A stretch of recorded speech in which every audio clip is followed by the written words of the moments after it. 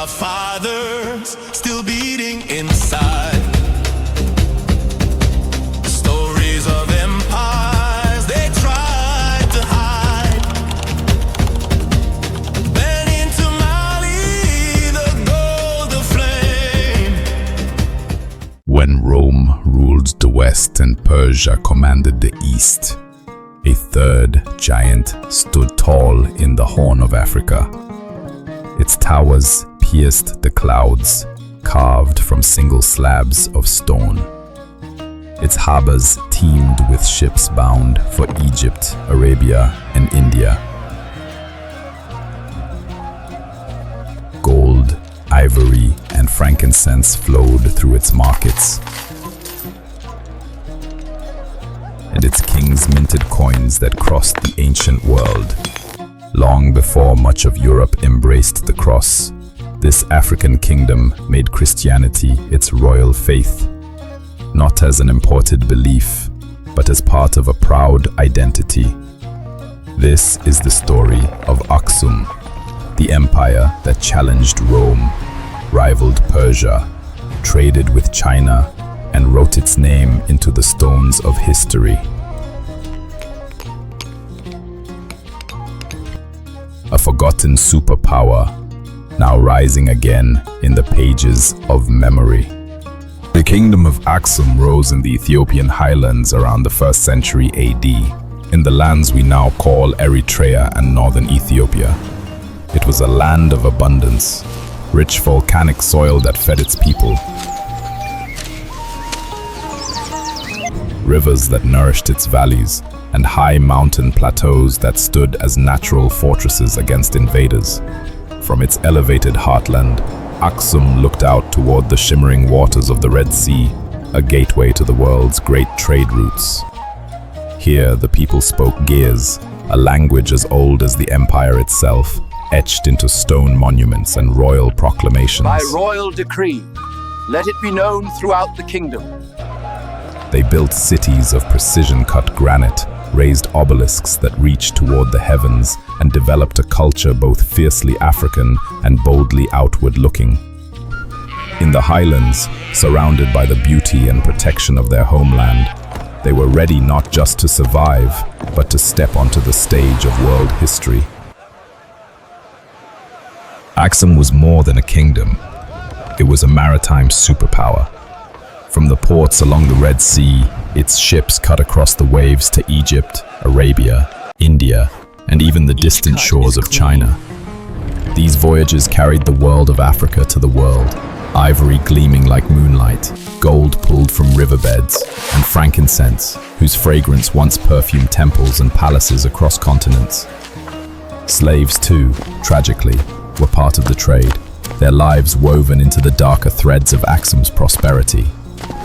The capital city thrived as a crossroads of global commerce, its markets alive with voices in many tongues, the air heavy with spice and salt from the sea. Here, Axum's kings minted gold and silver coins, among the first in Africa, stamped not only with their royal symbols, but inscribed in Greek, the language of international trade.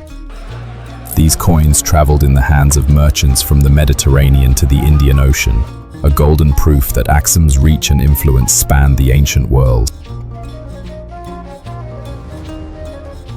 In the writings of the ancient world, Axum stood shoulder to shoulder with the greatest civilizations of its time. Roman merchants spoke of it with admiration, describing a kingdom of wealth, stability, and unmatched influence along the Red Sea. This port is even more magnificent than the report suggested. Indeed, Titus. The wealth of Axum flows through here. Far to the east, the Persian prophet Mani placed Axum among the 4 great powers of the earth, alongside mighty Rome, vast China, and the Empire of Persia. It was an extraordinary acknowledgement that from the highlands of Africa rose a force that could rival the largest and most sophisticated states of the ancient world. Axum was not a distant, isolated kingdom. It was part of a global stage, shaping and being shaped by the tides of history. Even today, The towering Stelae fields of Axum defy imagination. Rising more than 100 feet into the air, some were carved from a single slab of stone. Massive monoliths, shaped and transported without the aid of modern machinery. Their sheer size and precision baffle historians and engineers alike.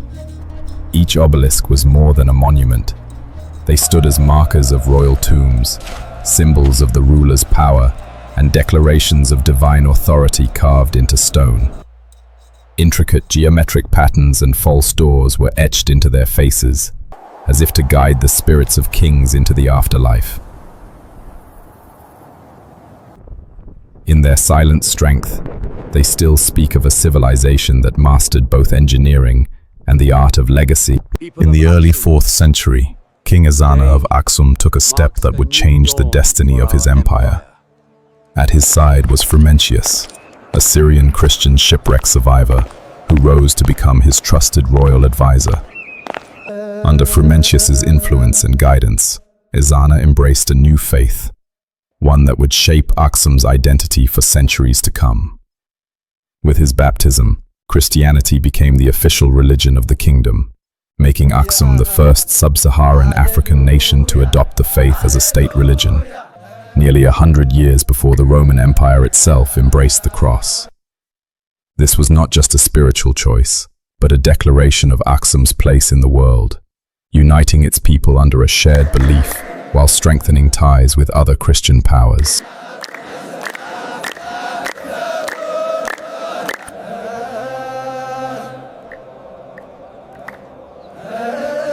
Ezana's embrace of Christianity did not erase Axum's heritage. It transformed it. His Christianity was uniquely African, rooted in the traditions of his ancestors while open to the message of the cross. The symbols of the old and the new stood side by side.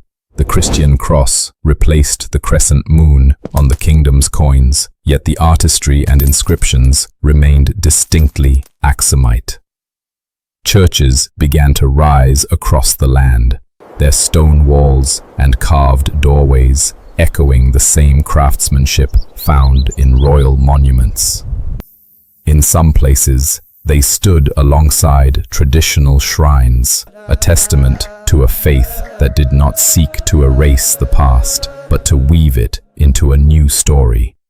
The Bible itself was translated into Ge'ez, ensuring that both the language and the belief it carried would endure for centuries, long after Ezana's reign had passed. Under the reign of King Caleb, Axum proved that its influence reached far beyond the highlands of Africa. The kingdom was not only a power of trade and faith, but also of military strength and moral conviction. We stand today not for conquest, but for justice, for the innocent who suffer. When reports spread that Christians were being persecuted in the neighboring land of Yemen, Caleb responded with decisive action. He ordered a great expedition across the Red Sea, assembling fleets of warships and an army of seasoned soldiers. This was not conquest for wealth or territory. It was a mission to protect the faithful.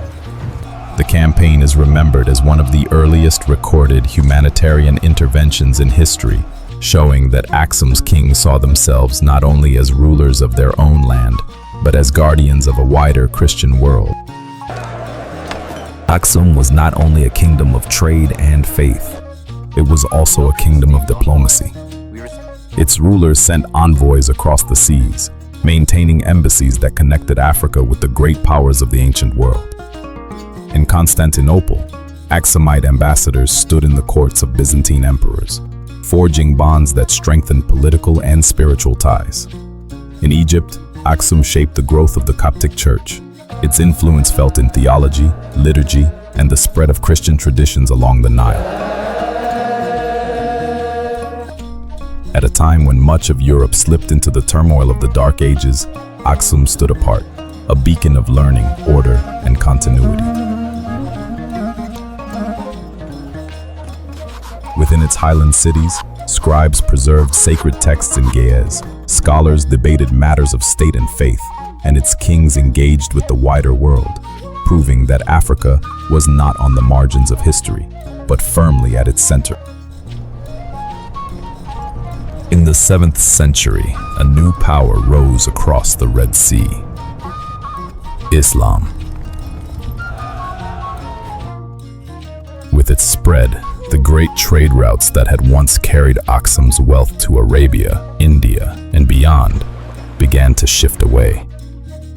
The empire that had thrived on commerce found itself increasingly cut off from the markets that sustained it. At home, the land itself turned against them. Centuries of cultivation brought drought and deforestation, stripping the soil of its abundance. Internal struggles further weakened the throne, and slowly, Axum's once mighty reach began to shrink. Yet, the empire did not vanish. Its kings retreated into the protective embrace of the Ethiopian highlands. There, they preserved their Christian faith, their language, and their traditions. From this refuge, the Axumite line endured, transformed into the Ethiopian Orthodox monarchy, a direct heir to one of Africa's greatest civilizations. Axum gave the world one of its oldest continuous Christian civilizations. From the 4th century onward, its faith endured, not as an imitation of others, but as a tradition rooted deeply in African soil. It proved that Africa did not borrow faith. It shaped it, carrying the cross in its own voice and language.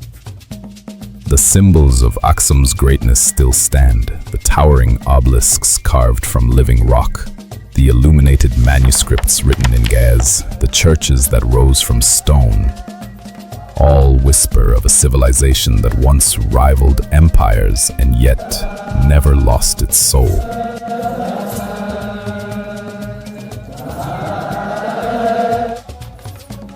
Today, in the rituals of the Ethiopian Orthodox Church, in the chants that echo through mountain monasteries, and in the faith of millions, Axum's legacy still lives.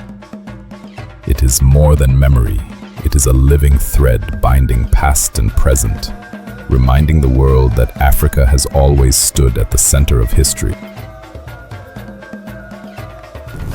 In our next episode, we travel to the kingdom of Benin, where bronze was forged like gold and art was wielded as power. Subscribe, share, and join us as we restore the hidden history of Africa's empires.